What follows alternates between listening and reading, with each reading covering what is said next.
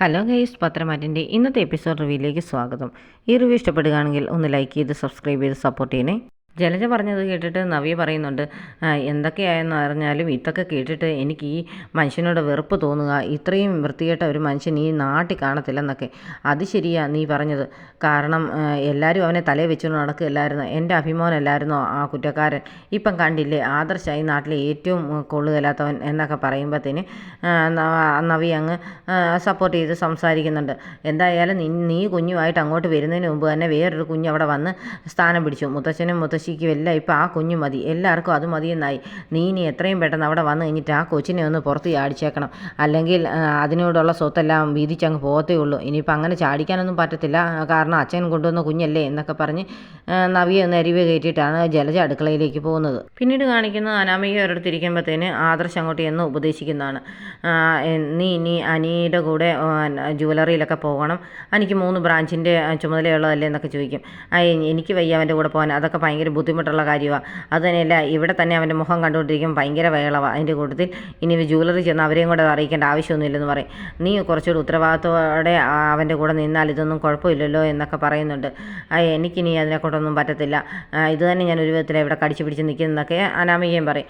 നിൻ്റെ കുറച്ച് ഫോട്ടോസൊക്കെ അനിയനെ കാണിച്ചായിരുന്നു, നീ അങ്ങനെയൊന്നും പോകാതെ അവനെ സ്നേഹിച്ച് കൂടെ നിൽക്കണ്ടേ എന്നൊക്കെ ചോദിക്കുന്ന ഉടനെ അനാമികയ്ക്ക് ദേഷ്യം വരുന്നുണ്ട്. അനാമികയ്ക്ക് ഇതൊക്കെ പറയാനായിട്ട് നിങ്ങൾക്ക് എന്താ അവകാശം?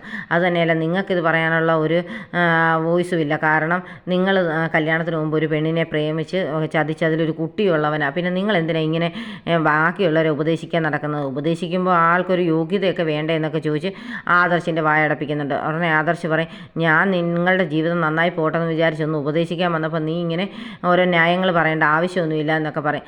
ഇനിയിപ്പം അത് പറഞ്ഞുകൊണ്ടിരുന്നാൽ മതിയല്ലോ, ആദ്യം നിങ്ങൾ നിങ്ങളുടെ അനിയനെ ഒന്ന് ഉപദേശിക്കുക.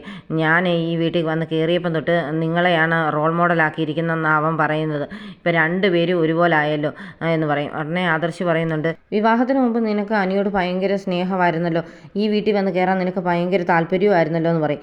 അത് ഞാൻ അവൻ്റെ കവിതയൊന്ന് പ്രേമിച്ച് പോയതാണ്. അപ്പം പിന്നെ ഇവിടെ വന്ന് മുത്തശ്ശനെയും മുത്തശ്ശിയൊക്കെ കണ്ടു കഴിഞ്ഞപ്പോൾ എല്ലാവരും നല്ല ആൾക്കാരാണെന്ന് തോന്നിയിട്ടാണ് ഇങ്ങോട്ട് വരണമെന്ന് തീരുമാനിച്ചത്. പക്ഷേ ഇവിടെ വന്ന് കയറി കഴിഞ്ഞപ്പോൾ അല്ലേ മനസ്സിലായി ഒരെണ്ണവും കൊള്ളത്തില്ലെന്ന്, മുത്തശ്ശനും മുത്തശ്ശിയും മാത്രം ഇവിടെ കൊള്ളാവുന്ന ആൾക്കാരുള്ളതെന്നൊക്കെ മനസ്സിലായത് ഇപ്പോഴല്ലേ എന്നൊക്കെ പറയും. അതുകൊണ്ട് ആരും എന്നെ ഉപദേശിക്കാനൊന്നും വരണ്ട, നിങ്ങൾ നിങ്ങളുടെ ജീവിതം അങ്ങ് നന്നാക്കിയാൽ മതി എന്നൊക്കെ പറഞ്ഞിട്ട് അനാമിക അങ്ങ് പോകുന്നുണ്ട്. ആവശ്യത്തിന് വയറ് നിറച്ച് കിട്ടിയപ്പം പിന്നെ ആദർശൊന്നും മിണ്ടാനൊന്നും പോകത്തില്ല. ആദർശ് ഉപദേശിച്ചതിൻ്റെ കലിപ്പ് അനാമിക ചെന്ന് നയനോട് തീർക്കുന്നുണ്ട്. നിങ്ങളുടെ ഭർത്താവിനോട് മര്യാദയ്ക്ക് ഇരുന്നോളം പറയും, എന്നെ ഉപദേശിക്കാനൊന്നും ആരും ഇവിടെ ആയിട്ടില്ലെന്നൊക്കെ പറയും. നിന്നെ ഉപദേശിച്ചെന്ന് പറഞ്ഞ് എന്നാ കുഴപ്പമെന്നൊക്കെ ചോദിക്കുന്നുണ്ട് നയന. അണ്ണേ പറയും, നിങ്ങളുടെ ഭർത്താവ് ആണെങ്കിൽ ഒരു സ്ത്രീയെ വഞ്ചിച്ച് അതിലൊരു കുഞ്ഞുള്ളവനാണ്, പിന്നെ എന്നെ ഉപദേശിക്കാൻ എന്നാ കാരണം? നീയാണെങ്കിൽ പിന്നെ സ്വത്തെ പണമെന്നൊക്കെ വിചാരിച്ച് ജീവിക്കുന്നതുകൊണ്ട് മാത്രമല്ല നിൻ്റെ കെട്ടിയവനെ കളഞ്ഞേച്ച് പോകാതെ നീ ഇവിടെ നിൽക്കുന്നത്. അതുകൊണ്ട് എന്നെ ഉപദേശിക്കാൻ ഇവിടെ നിങ്ങൾ 2 പേരും വന്നേക്കരുതെന്ന് പറയും. അനിയത്തിയും കൂടി ഇവിടെ കയറ്റാൻ വേണ്ടിയുള്ള ഒരു പുറപ്പാടുമായിട്ട് ഇറങ്ങിയതായിരുന്നു 2 കൂടെ.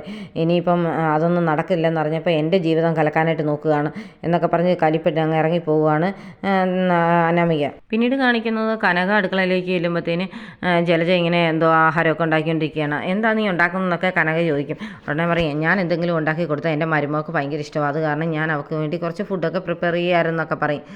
എന്തായാലും പിന്നെ എനിക്ക് കുഞ്ഞുങ്ങളില്ലെങ്കിലും പിന്നെ അവൾ അതങ്ങ് അഡ്ജസ്റ്റ് ചെയ്തോളൂ എന്നൊക്കെ പറയുമ്പോഴത്തേനും കനക ചോദിക്കും, അതെന്താ നീ അങ്ങനെ പറഞ്ഞത് എന്ന് ചോദിക്കും. അവൾക്ക് എന്തായാലും ആദർശിൻ്റെ ഒരു കുഞ്ഞ് വേണ്ടേന്നൊക്കെ ചോദിക്കും. ഉടനെ ജലജ മനസ്സിൽ ഓർക്കുന്നുണ്ട്, ആദർശിൻ്റെ കുഞ്ഞൊക്കെ അങ്ങ് വന്നടി, ഇനിയിപ്പോൾ അവൾക്ക് കുഞ്ഞൊന്നും ഉണ്ടായില്ലെങ്കിലും കുഴപ്പമൊന്നുമില്ലെന്ന്.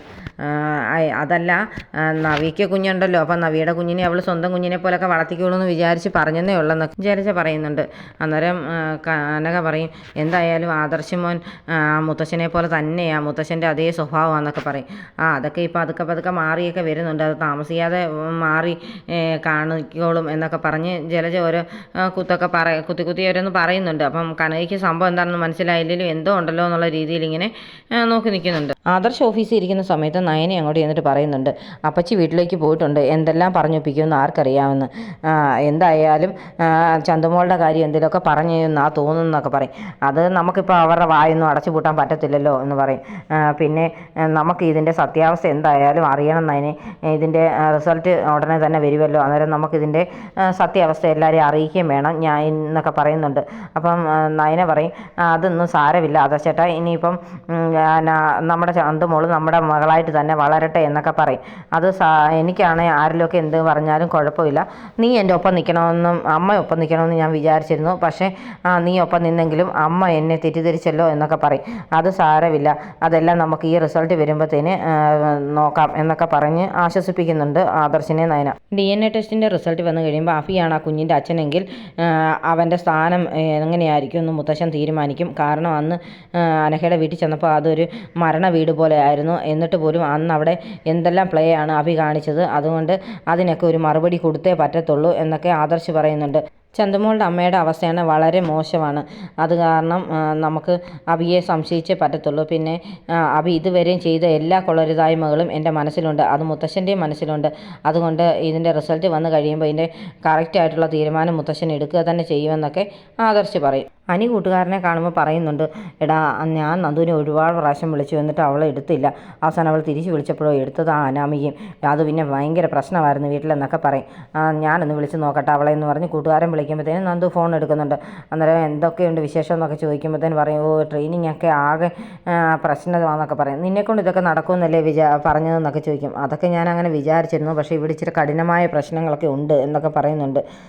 ഉടനെ ഇങ്ങനെ സംസാരിച്ചുകൊണ്ടിരിക്കുന്ന സമയത്ത് തന്നെ അനി ഫോൺ മേടിക്കുന്നുണ്ട്. നന്ദു, എനിക്ക് അന്നേരം നിന്നെ വിളിക്കാൻ പറ്റിയില്ല, അന്നേരം എടുത്തത് അനാമികയായിരുന്നു എന്നൊക്കെ പറയുന്നുണ്ട്. അത് കേൾക്കുമ്പോഴത്തേനും ഉടനെ നന്ദു അങ്ങ് മിണ്ടാതിരിക്കുക. എന്നിട്ട് പറയും, അനി നിന്നോട് ഞാൻ പറഞ്ഞിട്ടുള്ളതല്ലേ എന്നെ വിളിക്കരുതെന്ന്. ഒരു കുടുംബകലം ഉണ്ടാക്കാൻ എനിക്ക് താല്പര്യമില്ല, അതുകൊണ്ട് നീ എന്നെ മാക്സിമം വിളിക്കാതിരിക്കുക നല്ലതെന്നൊക്കെ പറഞ്ഞ് ഉടനെ തന്നെ നന്ദു അങ്ങ് ഫോൺ വെക്കുന്നുണ്ട്. എനിക്കങ്ങ് സങ്കടമാകും. എടാ ഞാൻ വിളിച്ചുകൊണ്ടിരുന്നതിനിടെ അവൾ ഫോൺ കട്ട് ചെയ്തു. താമസിക്കാതെ എന്തായാലും അവളുടെ ട്രെയിനിങ് ക്യാമ്പിൽ ഞാൻ കയറി ചെല്ലുന്നതാണ് തോന്നുന്നതൊക്കെ പറയുന്നുണ്ട്. എന്തായാലും നീ ഇനി അവളെ വിട്ട് കളയരുത്, അവളെ തന്നെ നീ വിവാഹം കഴിക്കണമെന്നൊക്കെ കൂട്ടുകാരും പറയുന്നുണ്ട്. ദേവയാനി ജയനോടും അജയനോടും പറയുന്നുണ്ട്, ആദർശ് ഇങ്ങനെ ഒരു തെറ്റ് ചെയ്തത് എനിക്കങ്ങനെ പൊറുക്കാനൊന്നും പറ്റത്തില്ലെന്ന്. അപ്പം ജയൻ പറയും, നമ്മുടെ മോൻ അങ്ങനെ തെറ്റ് ചെയ്യുമെന്ന് നീ വിശ്വസിക്കുന്നുണ്ടോ? ഞാൻ അങ്ങനെ വിശ്വസിക്കത്തില്ലെന്നൊക്കെ പറയും. മുത്തശ്ശൻ്റെ അതേ സ്വഭാവമല്ലേ എന്നൊക്കെ രീതിയിൽ അജയനും സംസാരിക്കുന്നുണ്ട്. അച്ഛൻ എന്താ ഇങ്ങനെയൊക്കെയെന്നാണ് എനിക്ക് മനസ്സിലാകാത്തതെന്ന് ദേവയാനി പറയും. അവൻ്റെ കുഞ്ഞായതുകൊണ്ടായിരിക്കും അച്ഛൻ കുട്ടിയെ ഇങ്ങോട്ട് വിളിച്ചുകൊണ്ട് വന്നതെന്ന് പറയും.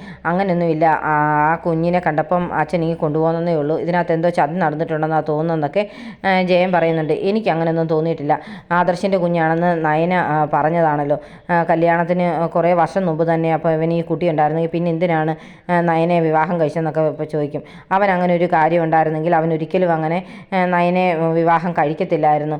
അവൾ ഒരു കല്യാണത്തിന് വേണ്ടി തീരുമാനിച്ചത് തന്നെ എത്രയോ കഴിഞ്ഞിട്ടാണ്. അപ്പം നവിയോട് ഇഷ്ടം തോന്നിയിട്ടല്ലേ കല്യാണം നടന്നതെന്നൊക്കെ ചോദിക്കുന്നുണ്ട്. അത് ഒക്കെ ശരിയാണ്, പക്ഷേ അവൻ്റെ ഭാഗത്ത് ഇങ്ങനെ ഒരു തെറ്റുണ്ടെന്നുള്ള കാര്യം അവർ രണ്ടുപേരും സമ്മതിച്ചതുകൊണ്ട് എനിക്കതൊന്നും പൊറുക്കാനേ പറ്റത്തില്ലെന്ന് പറഞ്ഞ് ദേവയാനി അങ്ങ് ദേഷ്യത്തിൽ തന്നെ ഇരിക്കുകയാണ്. ഇതൊക്കെ അന്നേരം ചന്തുമോള് സ്റ്റെപ്പിൽ നിന്നിങ്ങനെ കാണുന്നുണ്ട്. അന്നേരം ആ കുട്ടിക്ക് ഭയങ്കര സങ്കടമാകുന്നുണ്ട്. അന്നേരം ചന്തുമോളെ നീ ഇനി അങ്ങനെ വെറുക്കൊന്നും ചെയ്യരുതെന്നൊക്കെ ജയൻ പറയുമ്പോഴത്തേന് ദേവയാനി പറയുന്നുണ്ട്, എനിക്ക് ആ കുട്ടിയെ നേരത്തെ ഭയങ്കര ഇഷ്ടമായിരുന്നു, പക്ഷേ ഈ കാര്യം അറിഞ്ഞേ പിന്നെ എനിക്ക് അതിനെ സ്നേഹിക്കാനേ പറ്റുന്നില്ല, എനിക്ക് അതിനോട് വെറുപ്പാണെന്നൊക്കെ പറയും. അത് കേൾക്കുന്ന ചന്തുമോൾ അങ്ങനെ സങ്കടത്തിൽ ഇങ്ങനെ താഴേക്ക് നോക്കി നിൽക്കുന്നത് കാണിച്ചുകൊണ്ടാണ് ഇന്നത്തെ എപ്പിസോഡ് അവസാനിക്കുന്നത്.